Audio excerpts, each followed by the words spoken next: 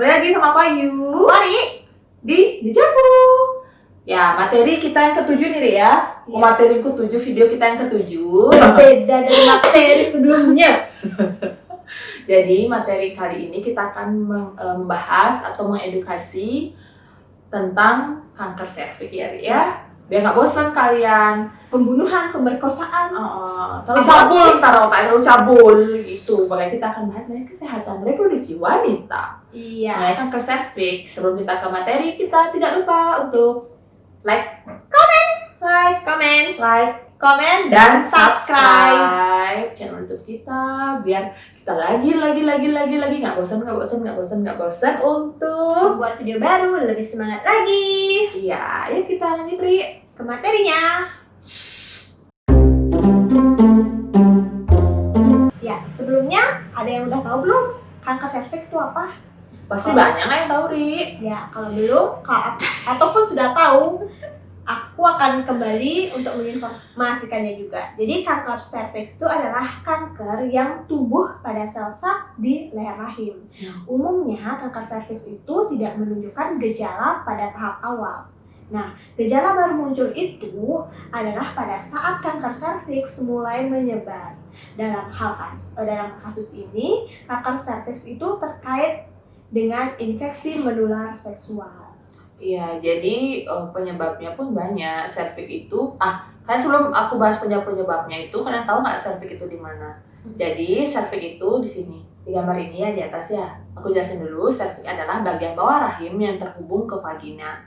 Jadi salah satu fungsi serviks adalah memproduksi lendir atau mukus. Nah, lendir ini dapat berfungsi untuk menyalurkan sperma dari vagina ke rahim saat berhubungan seksual. Selain itu, serviks juga akan menutup saat kehamilan untuk menjaga janin tetap di rahim. Jadi kayak mungkin kayak kunci gitu deh ya, kunci, dan akan melebar atau membuka saat proses persalinan berlangsung. Kemudian Kanker serviks ini adalah salah satu jenis kanker yang paling mematikan pada wanita selain kanker payudara. Ya. Berdasarkan penelitian yang dirilis oleh WHO pada tahun 2014, lebih dari 92.000 kasus kematian pada wanita di Indonesia disebabkan oleh kanker. Dari jumlah tersebut, yaitu 10%-nya terjadi karena kanker serviks. Sedangkan menurut data Kementerian Kesehatan Republik Indonesia, setidaknya ada 15.000 kasus kanker serviks setiap tahunnya di Indonesia. Tuh, banyak banget kan? Nah, kemudian kita lanjut ke penyebab kanker serviks. Nah, untuk penyebab kanker serviks ini adalah dari virus. Jadi nama virusnya ini adalah Human Papilloma Virus atau singkatnya HPV. Meskipun tidak semua wanita yang terinfeksi oleh HPV akan menderita kanker serviks. Jadi ada beberapa jenis virusnya itu yang tipe berapa gitu yang menyebabkan kanker serviks.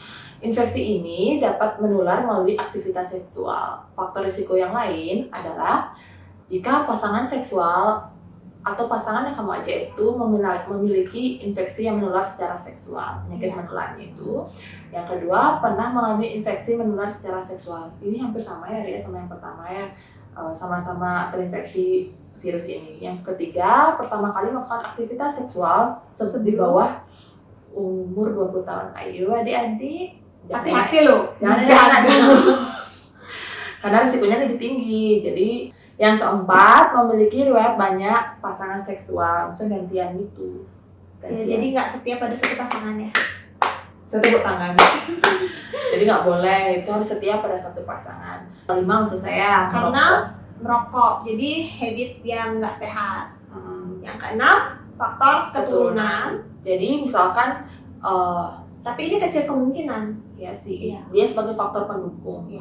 Kemudian Yang pada ketujuh, usia, terutama wanita yang berusia 40 tahun ke atas, tapi nggak menutup kemungkinan di bawah 40 tahun bisa aja tertular virus HPV. Kekurangan konsumsi buah dan sayur, berat badan yang berlebih atau obesitas. berat badan yang berlebih atau obesitas. Kok lu lihat ke gue sih?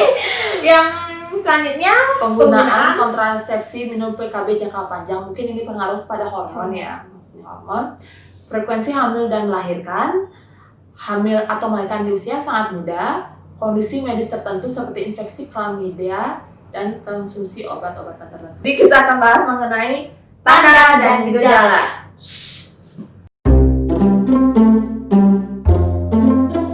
Kanker serviks itu pada tahap awal tidak menunjukkan gejalanya. Jadi kayak sehat kayak kita Iya. pun masih bisa berisiko kena kanker serviks. Itu makanya Anda baiknya tuh memeriksakan diri ke dokter bila mengalami satu gejala berikut. Yang pertama, perdarahan atau keluar cairan yang abnormal dari vagina setelah berhubungan, terutama itu setelah berhubungan seksual atau di antara periode menstruasi. Jadi misalkan nih kamu habis hubungan seksual sama pasanganmu, terus kamu merasakan nyeri atau tiba-tiba ada keluar darah, cepat dah besoknya, atau misalnya waktu itu masih atau capek habis itu kan besoknya bisa diperiksain ke dokter kandungan terdekat. Iya.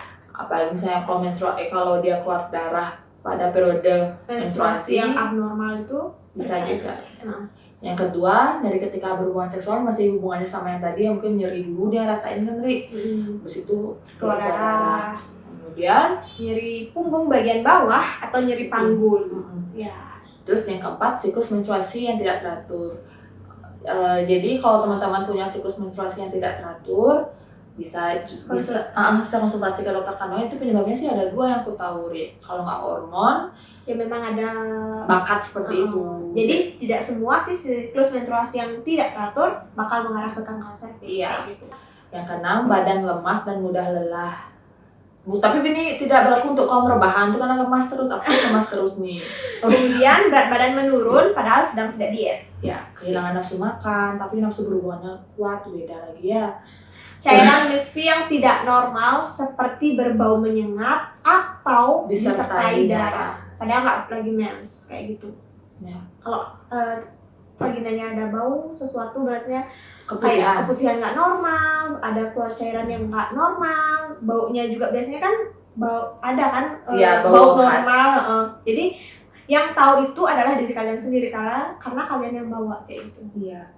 Yang aku tahu sih kalau untuk keputihan turi itu sebenarnya normal untuk seluruh wanita. Cuma ya itu kalau misalnya ada bau, gatal atau mengganggu aktivitasmu dan warnanya ya itu baru bermasalah. Kalau keputihan yang memang keluar itu bisa karena capek, karena mau menstruasi pasti mengalami itu kok. Ya.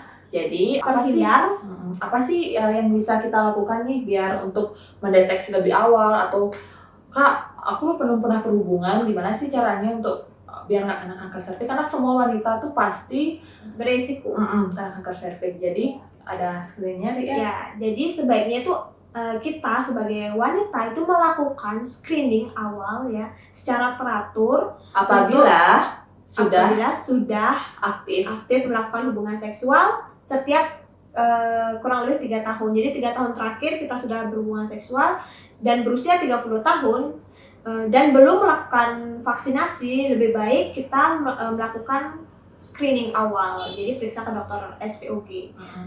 Nah, kalau yang aku tahu sih yang sudah aktif berhubungan seksual tuh wajib pap smear. Itu penting banget teman-teman, pap smear. Jadi dari pap smear itu kita bisa melihat hasil darinya itu apa, ada bibit-bibit mengarah ke kanker serviks atau gimana. Jadi misal kalau memang dari awal kita sudah tahu ada mengarah ke kanker serviks, jadi kita lebih awal bisa ditangani ya. Apa gimana perlu vaksin atau perlu tindakan medis yang lain seperti itu. Masih terbaru nih, katanya sih kalau pap smear itu juga bisa risiko, masih pro kontra nih teman. Aku kalau teman-teman tahu informasinya ini minta tolong komentarnya, bantu kita ya. Siapa tahu kita kurang tepat informasinya atau gimana ya. Jadi misalkan kalau tindakan pap smear itu kan memang pengambilan jaringan di mulut rahim. Jadi mulut rahimnya tuh mungkin ada lecet atau luka, sehingga itu pun bisa sebagai penyebab munculnya terinfeksi. Terinfeksi itu calon-calon kena virus ini. Calon-calon kena virus. Maksudnya bisa terinfeksi oleh virus ini. Jadi kalau misalnya kalian apakah itu benar, apa itu tidak benar, bantu komen di bawah ya. Jadi kanker serviks ini sebenarnya mungkin bisa dicegah ataupun disembuhkan bila terdeteksi lebih awal. Jadi makanya secara dini itu kalau sudah melakukan hubungan seksual, melakukan pap smear. Tapi pap smear ini memang ada pengambilan jaringan, bisa kita luka. Kan masih pro kontra. Jadi Nah, Itu kan untuk yang sudah aktif berhubungan seksual. Jadi nanti kalau sudah kalian pap smearnya, sudah selesai pap smear, kalau dari pemerintah Indonesia sih wajib ya, masih pap smear itu masih. Kalau misalnya udah baik-baik aja nih, nanti kalian bisa kok sudah ada vaksin sekarang kita kan? Ya, Vaksin. ada vaksin. Kita tahu ya Ria, Ada 2. ya udah. Varik sama Gardasil. Jadi, untuk tindakan pap smear ini bisa kamu ambil di bidan atau dokter spesialis kandungan ginekologi ya. Jadi untuk tindakan ini itu cepat sih, kurang lebih. Yang sudah menikah gimana? Apanya nih? Pap smear. Oh, kirain tindakan berhubungannya, bukan ya?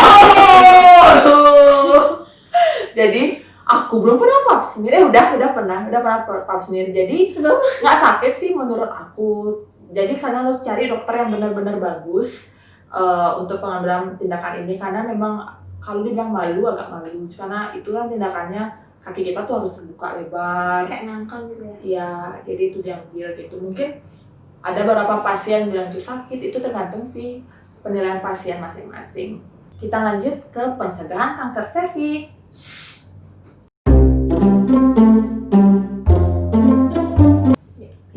Pencegahan kanker serviks, kembali lagi yang kayak tadi kita bilang ya, pencegahannya adalah dengan melakukan pap smear. Jadi pap smear ini harus berkala setiap 6 bulan sekali yang sudah aktif melakukan hubungan seksual ya. Yang Ibu-ibu.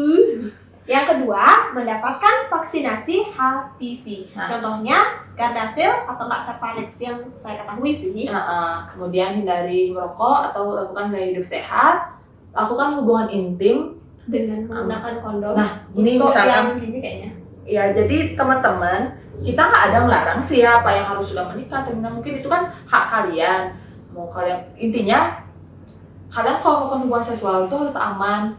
Kalau memang kalian tidak ingin memiliki, misalnya menunda untuk kehamilan dulu, gunakanlah pengaman gitu, biar tidak terinfeksi kita untuk menghindari penyakit dulu gitu loh. Dan kalian kalau nggak percaya sama pasangannya, jangan main sama pasangannya, bodoh. Iya, kayak gitu. Kalau percaya sama pasangannya, kita nggak tahu kan nanti riwayatnya. Teman-teman, kalau nggak percaya sama pasangannya, screening pasangannya dulu ya.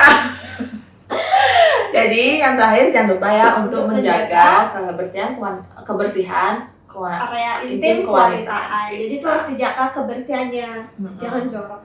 Iya, itu pencegahannya. Jadi kesimpulannya adalah bahwa kanker serviks itu tidak bisa menular. Tapi yang menular itu adalah virusnya gitu. Ngerti nggak sih konteks keilmuan kita ya Ria? Woi. Cara penularannya itu lewat berhubungan seksual. Lalu risiko dengan pencegahan yang tepat, penularan infeksi virus ini dapat dicegah sepenuhnya. Makanya kita harus lakukan gaya hidup sehat, screening, kayak gitu. Lakukan pencegahan mulai dari sekarang ya. Teman-teman, kalau mau having fun, ingat ya harus safe gitu. Jangan ada penyakit. Jadi kita harus intinya menjaga mahkota kita ya kan, untuk wanita biar terhindar dari kanker serviks kayak gitu. Iya. Jadi kalau semoga mengedukasi ya teman-teman. Ya. Jadi kita di sini nggak bahas pengobatannya, karena pengobatannya itu dibahas lebih bisa kalian tanyakan ke dokternya, spesialis onkologi ya. Udah teman-teman, semoga ini mengedukasi. Sekian dan terima kasih. Bye bye.